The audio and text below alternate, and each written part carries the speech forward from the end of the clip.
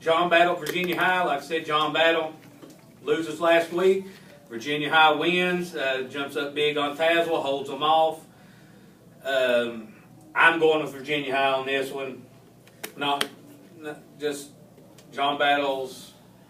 I think they've lost a lot from last season. I think they had a bunch of seniors last year, and I think they're going to struggle this year. Virginia High, I think, goes on this one easy.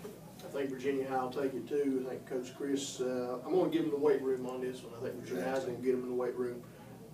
Coach, what do you think down on the end about some of these games? Feel free to chime in.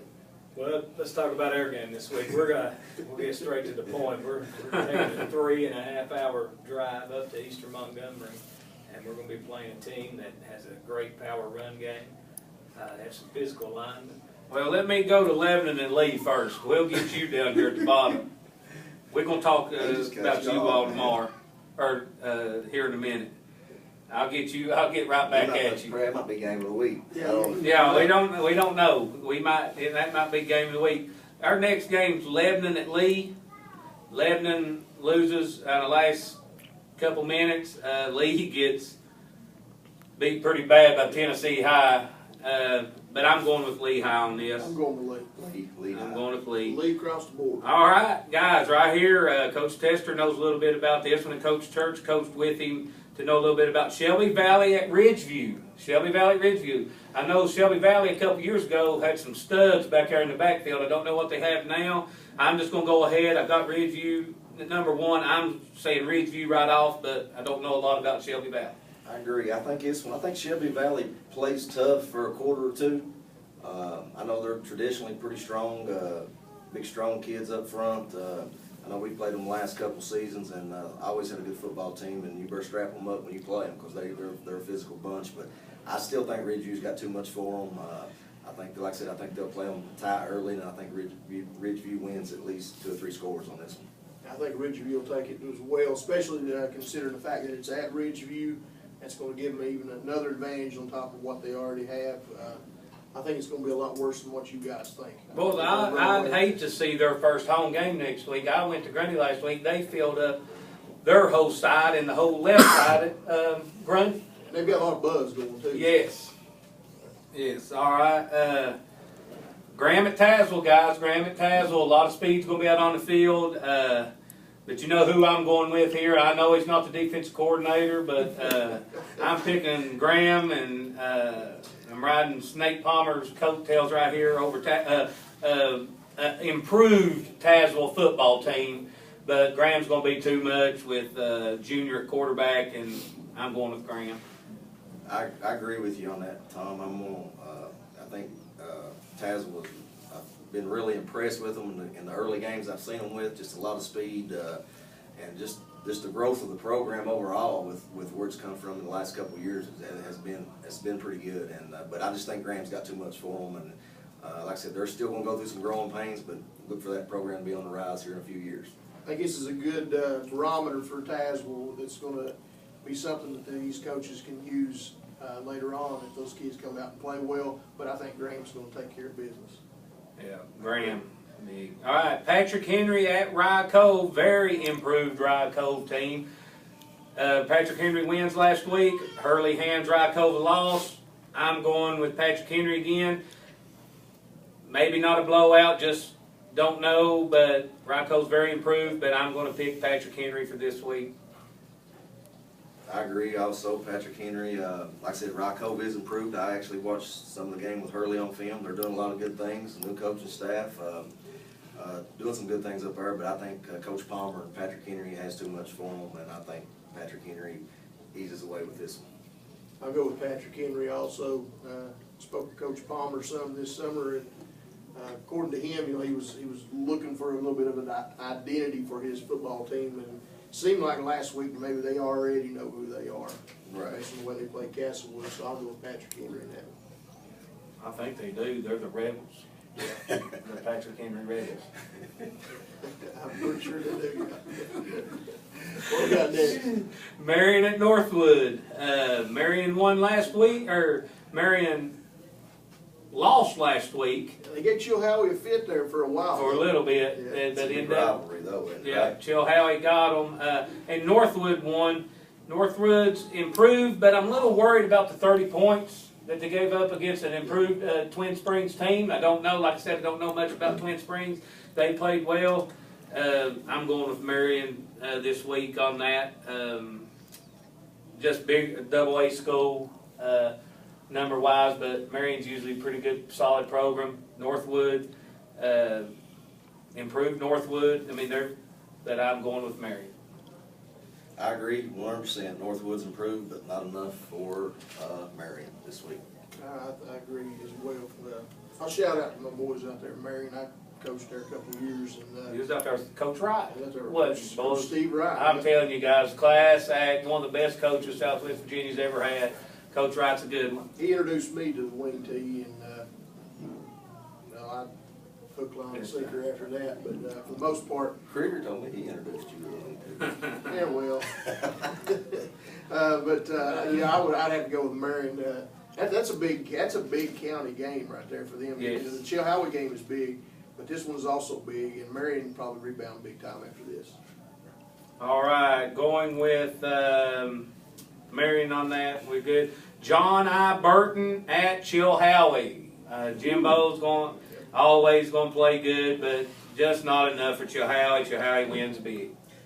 I think Chilhowie comes out, does her thing, but I think Jimbo, I think he'll give them fits early, and I think Chilhowie will pull away, but like I said, you can't take nothing away from John I. Burton, and they're really a well-coached team, and Coach Adams is always going to have something going on there. So, but anyway, I'm going to take Chilhowie on this one. I'll take Chilhowie. They'll leave there with leave home with the win, but they'll also have a lot of respect for Burton when they leave, because that's usually what Burton will bring. All right, now let's get into our last 6 games here, and big game at Union at Richlands. Guys, battle of who's going to finish at the top 2. It's going to be Ridgeview, Richlands, or Union. This game here in a couple minutes is going to be big. Whoever wins that game's wrote their ticket right now, probably in points-wise, to be number 1 in 2A. I'm going with the home team, Richlands. Coach Ballstick and Coach Turner, I know they're going to be ready to play, and I know they have dominated, not dominated, but has played Richlands and have come out on the victory side of it on the last minutes and last seconds in the past couple years. I'm not taking that away from them. I'm just going to go with Richlands' home team to win. I'll take Richlands as well in this one. If you want to watch a ball game, this is the game of the week for us. You almost guaranteed some excitement at the end. For the last 5 or 6 years, these games have went down to the last second. Yeah, blocked field goal, extra point, the 2-point conversion. Big plays. Great game, great atmosphere. Going to be a big game tomorrow at Richlands, and going to be the biggest game probably. Well, this is the game of the year in Southwest Virginia, and has been for the last 4 or 5 years. Right, and you know, speaking of Union, they lost the best player in Southwest Virginia, and that's one reason I'm going to go with Richlands on this. But still, props to Union. I know they're going to come out and play physical. They're big and strong up front. They got a couple athletes, but I do think Richlands gets them this year and comes back out on top in this rivalry, and it's going to be a heck of a game, I think. But I'm going to take Richlands. All right, Richlands across the board. Next game, Homemaker at Castlewood. Homemaker comes from behind and beats Lebanon last week in the last couple minutes. They win. Castlewood loses. Guys, both coached by veteran coaches. It's going, I feel like, be a good game. I'm going to go with Doug Hubbard, Trevor Coleman's bunch to win. I know it's at Castlewood, but I feel like the speed at Homemaker and the way Homemaker can throw the football, that will be the factor of the game at Castlewood. I'm going with Homemaker. I'll pick Homemaker. I think they will. I think it's going to be another close game for them, just like the Lebanon game.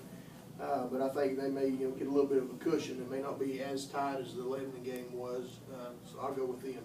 I will also go with Coach Hubbard and the Tigers. I think the way Castlewood plays, I think they'll stack the box, and Homemaker is able to throw the ball a little bit, and I think they'll get them in the end. I think it'll be a tight game, but I'm going with Homemaker. All right, Montcalm at Twin Valley. Montcalm didn't play last week. Twin Valley coming off a big win at Jenkins, 54-18, with Tyler Keene, Velocino's Player of the Week, coming off a big game. Brandon Lester coming off a big game. I'm going with the Twin Valley Panthers, you know that, and I'm thinking another big game from Brandon and Tyler. I expect the same thing out of them. Last year, it was actually a tight game. They've got a really good fullback up there at Montcalm. It was a pretty tight game. They ended up beating us practically on the last second play. I don't think that'll happen this year. I think Twin Valley will roll.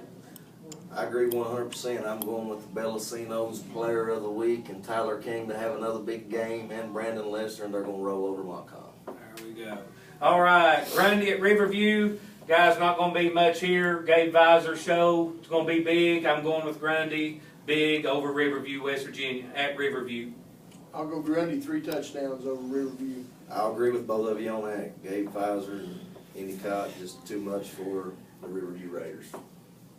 All right, and then Hurley coming off a big win. Coach Church's first win as a head coach at East Montgomery, traveling 3 hours and 20 minutes up Pembroke, Nurse, Princeton, going that way. I'm going with old roommate Hurley Rebels by 2 touchdowns. I will have to say, I will agree with you on that. I'm going with the Rebels. I think they're going to, that long trip's going to get to them a little bit. I think they're going to come off the bus, but I think they're going to wake up in the second half and pull this one off up Eastern Montgomery. I think this is going to be the game where Coach Church might just blow a gasket there in a second during halftime, get these kids come out and play a little bit harder after that long bus ride, and find out just what these boys are made of. I expect Hurley to end up running away in the second half with it. It's been a rough week with the heat. The humidity's been really high, and we've conditioned our kids well. And if we can get over that bus ride and just get off that bus and get that initial surge from the whistle, we should be in good shape. Last year it was a slugfest at the Cliff. It was a tight game. They was up at halftime last year, from what I can recall. What do you have to do to keep them in check? What's their biggest threats? Their tailback 24, number 24, he rushed for 187 last week against Houston. So we're going to have to stop They play keep away. Stop their power run game. Our offensive linemen's just going to have to set the pace for us. And our backs are just going to have to take what they give us. If we can get 4, we'll take 4, not try to get 8. Get north. 3 clouds and 3 yards in a cloud of dust. They're going to stack 10 in the box. It's going to be an old-fashioned backyard football game. Coach Church, appreciate you coming today. Good luck tomorrow. And next week, Coach, will be Coach Jeremy Ward, guys. Thank you guys for having me. Appreciate you coming, Coach. Coach Jeremy Ward next week. We're about ready to wrap it up here. We'd like to welcome a couple of new sponsors to the show. We'd like to recognize Buchanan General Hospital, celebrating 40 years of service in Buchanan County this October. They have general surgery services provided by Dr. J.M. Patel. Numerous inpatient and outpatient general surgery services are provided, as well as cardiology services. Stop by Buchanan General Hospital and let them know that we appreciate them helping us with the program. We'd also like to recognize Buchanan Physical Therapy Services. Physical therapy is more than a treatment of an injury or illness. It is a process of treating each patient as an individual by considering the patient's emotional well-being and physical needs. They can better assist the patient towards full recovery. All right, guys, we're less than a minute here, wrapping up the show. And once again, our Freedom Wireless Game of the Week was Richlands versus Union, and across the board, everybody is picking Richlands. Is that Blue correct? Tornado, Right, again, because of Patrick Wade. Because Patrick Wade, who is on the sideline with the Blue Tornado. This is the Freedom Wireless Game of the Week. Reminding you that if you're out there this evening and you've got a cell phone, be sure to send those reports back to us sometime this evening on our Facebook page.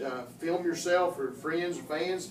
Grab a player, ask them a couple questions, shoot it over to our Facebook page. Until next time, we are after the whistle, and practice is officially over.